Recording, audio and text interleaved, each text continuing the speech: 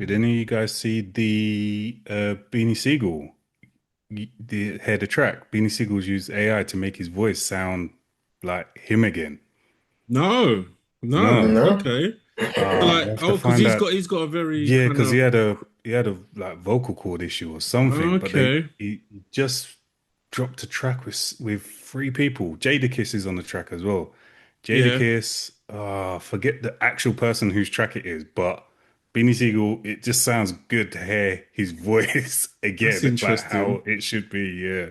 That's an interesting use of AI because I am quite torn between whether Oh yeah. if I'm liking AI in music in general, or In art even as art. well. Like, Period. Yeah, yeah. it becomes a little bit weird. Like I said, today's one was interesting because I could see on one effect how that could be beneficial for a child to use their imagination. And don't get me wrong, she draws as well. She's not just someone that just wants to use AI. But I thought it'd be interesting to introduce her to this type of instrument so she could kind of go wild with her imagination to see, okay, what could you create? You know what I mean? But also in music itself, I don't know how I feel about it. Like there's certain aspects of it where I think in 5, 10 years from now, are we going to be listening to any real artists? Because I mean, in a way, auto tune kind of killed a lot of music for me anyway. So like I find a lot of music hard to listen to just because I personally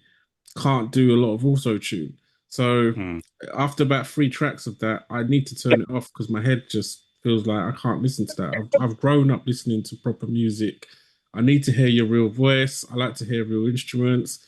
So I can't do a lot of auto tune. So for me, the last 10 years already have been a little bit problematic. But then if we move forward to an era where we don't even know if the person singing is a real person or if any of it's real. I don't know, man. Yeah. How do you guys feel about that?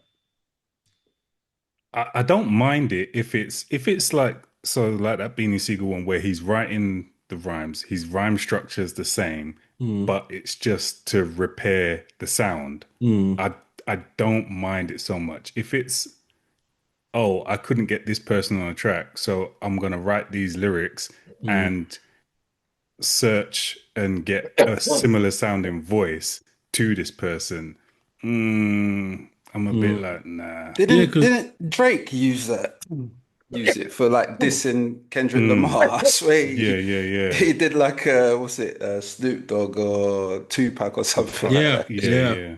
and Yeah, that wasn't liked as well. that's an But abuse. That's an abuse of using AI. I think you shouldn't be using it for stupid shit like that, to be fair. I agree, and I think something I saw as well recently was this guy.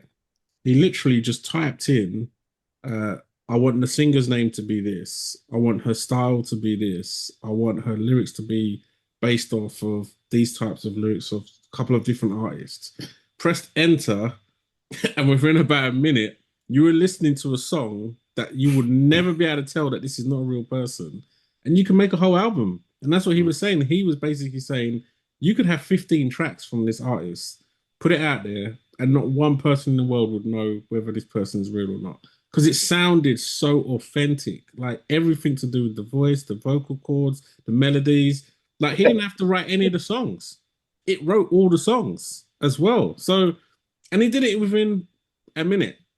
So you got to think, Yeah. record companies are going to love that. They ain't got to deal with no artist or Mhm. deal with any bad behavior or any madness. They can just literally, Yeah. bam, whip out a new I mean, artist every day.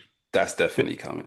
they're probably writing it into these contracts where they control the masters. They're probably Mhm. writing that into those contracts now. Like we can Mm, then use these vocals to regenerate X amount of however many mm, songs we want with them. mm.